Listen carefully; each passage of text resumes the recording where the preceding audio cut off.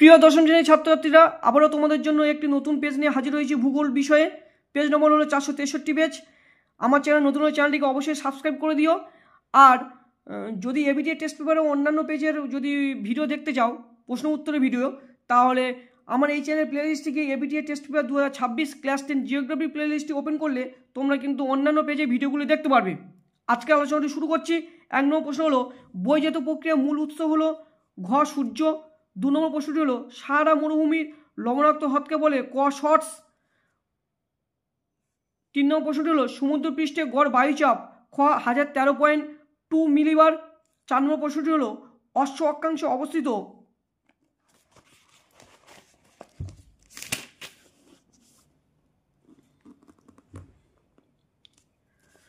খ উপক্রান্তীয় উচ্চচাপ বলয়।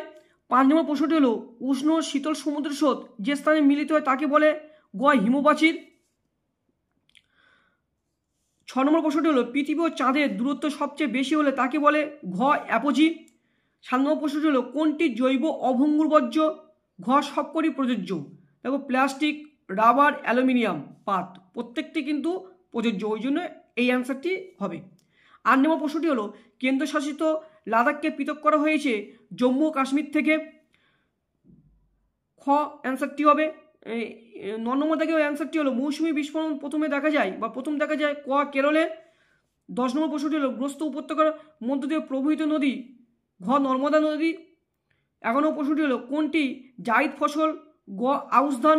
12 নম্বর প্রশ্নটি হলো, পশ্চিমবঙ্গের সর্বাধিক গুরুত্বপূর্ণ তথ্য প্রযুক্তি কেন্দ্র গ সল্টলেক সেক্টর 5।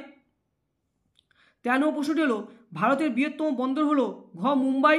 14 নম্বর প্রশ্নটি হলো, ভারতের টোপোগ্রাফিক্যাল মানচিত্র প্রস্তুত সংস্থা হলো ঘ, এখানে এসআই দিয়েছে কিন্তু অ্যাকচুয়ালি কিন্তু SOI হওয়ার দরকার, সার্ভে অফ ইন্ডিয়া হওয়া দরকার। আমি ব্যাকেটে লিখে দিয়েছি, কিন্তু এই অ্যান্সারটি হবে।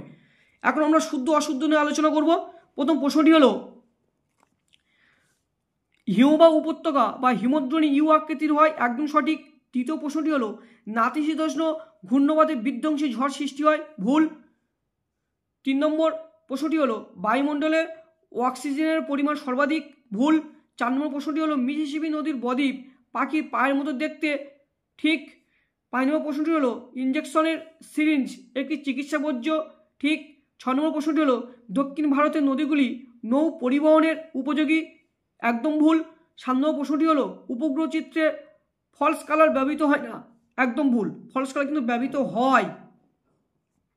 এখন আমরা উপযুক্ত শব্দ বুঝে শূন্যস্থান পূরণ এই অপশানের প্রশ্নের উত্তরগুলি দেখে নেব। প্রথম প্রশ্নটি হলো, বায়ুর গতিবেগ নির্ণয় করা হয় অ্যানিমোমিটার যন্ত্রের মাধ্যমে।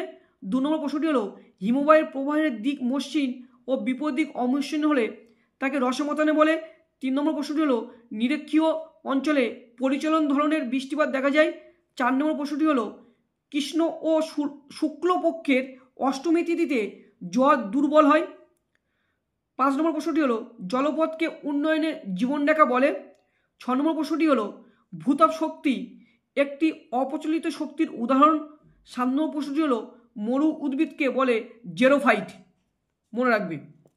3 নম্বর থেকে প্রশ্নগুলি দেখে নেবো, অর্থাৎ একটি বা দুটি শব্দের উত্তর দেওয়া এইসব প্রশ্নগুলি দেখবো। প্রথম প্রশ্নটি হলো, বায়ু প্রবাহের সমান্তরালে গঠিত বালিয়াড়ির নাম কি? উত্তরটি শিব বালিয়াড়ি বা অনুদৈর্ঘ্য বালিয়াড়ি। 2 নম্বর প্রশ্নটি হলো, বায়ুমণ্ডলে কোন স্তরে জেট বিমান যাতায়াত করে? উত্তরটি হলো স্ট্র্যাটোস্ফিয়ার স্তরে। 3 নম্বর প্রশ্নটি হলো, হাম্বোল্ট স্রোত কোন মহাসাগরে প্রবাহিত হয়? উত্তরটি হলো প্রশান্ত মহাসাগরে। 4 নম্বর প্রশ্নটি হলো, কেরালা উপকূলের বালিয়াড়ির নাম কি? উত্তরটি হলো থেরিস। 5 নম্বর প্রশ্নটি হলো, কোন শিল্পকে শিল্পের দানব বলা হয়? উত্তরটি হলো পেট্রোরসায়ন শিল্প। 6 নম্বর প্রশ্নটি হলো, ভারতের কোন অরণ্যে সিংহ পাওয়া যায়? উত্তরটি হলো গুজরাটের গির অরণ্যে। 7 নম্বর প্রশ্নটি হলো, কোন মাটির গঠন মৌচাকের মতো? উত্তরটি হলো ল্যাটেরাইট।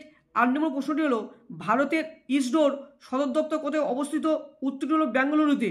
1 নম্বর 4 নম্বর দেখে, অর্থাৎ বাম দিকের সঙ্গে ডান দিকগুলি মিলিয়ে দেখব। ডেকান ট্যাপ, লাভা মালভূমি, হাইটেক সিটি, হায়দ্রাবাদ, চিপকো আন্দোলন, সুন্দরলাল বহুগুণা, সিলিকন ভ্যালি, বেঙ্গালুরু। এখন এই পেজটি শেষ করলাম, নেক্সট পেজের জন্য অপেক্ষা করতে থাকুক।